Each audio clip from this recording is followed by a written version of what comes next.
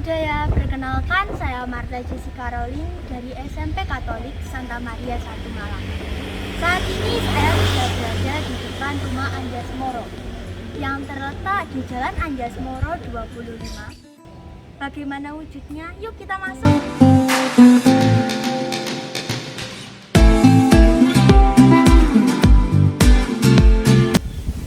Rumah Anjasmoro 25 ini dibangun oleh perusahaan arsitektur Belanda dan dibeli oleh Dr. Hewan Slamet pada tahun 1935. Oke sahabat budaya, untuk mengetahui sejarahnya lebih detail, yuk kita langsung menuju kepada pemilik rumah Anjasmoro 25 ini.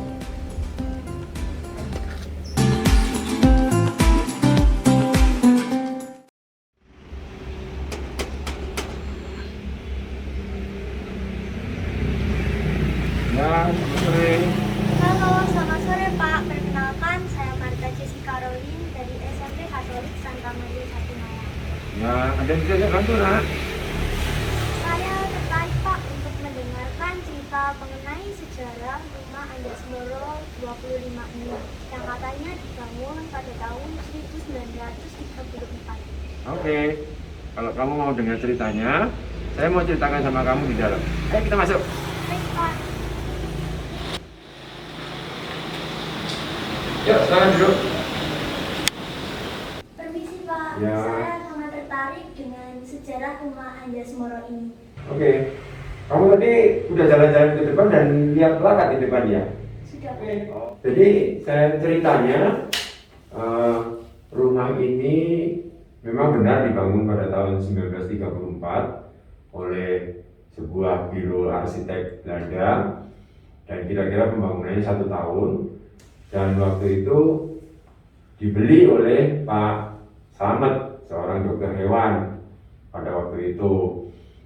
Dan Pak Slamet keluarga Pak Slamet masuk ke rumah ini tahun 1935. Nah, area ini adalah perumahan yang dibuat oleh pemerintah Kota Praja Malang pada waktu itu, diperuntukkan untuk orang Belanda. Jadi bisa dibilang ini kampung Belanda begitulah. Permisi Pak. Ya. Berarti Bapak Slamet itu orang Belanda ya Pak? Sampai bisa tinggal di kampung Belanda.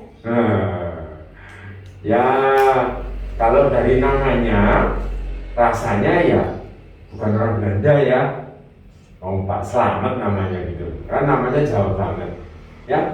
Jadi Pak Slamet ini orang Jawa. Bagaimana kok bisa tinggal di kampung Belanda gitu ya? Kebetulan Pak Slamet itu adalah pegawai Kota Praja Malang pada waktu itu. Jadi Pak Slamet itu kerjanya di Kota Praja Malang. Kalau sekarang istilahnya Pemkot gitu ya, sebagai seorang dokter hewan. Nah, karena Pak Slamet itu bekerja di Pemkot di Kota Praja Malang, maka Pak Slamet punya kesempatan untuk bisa membeli rumah di daerah-daerah yang ya dikatakan sebagai kampung Belanda begitulah, kira-kira begitu. Maka dari itu rupanya Pak Slamet dulu memilih mau tinggal di sini, ya, terus mengajukan dan membeli dari pemerintah Kota Praja Malang pada waktu itu. Begitu ceritanya. Bagaimana bisa rumah ini dijadikan sebagai cagar budaya oleh pemerintah Kota Malang?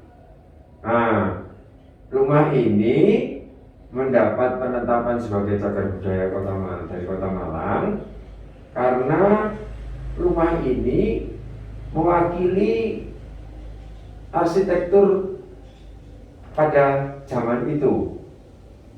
Kalau kamu mau lihat bagaimana penjelasannya, ayo kita keluar, kita lihat dari depan. Yuk. Ya, jadi gini Marta, seperti saya ceritakan tadi, mengapa rumah ini sampai ditetapkan sebagai cagar budaya?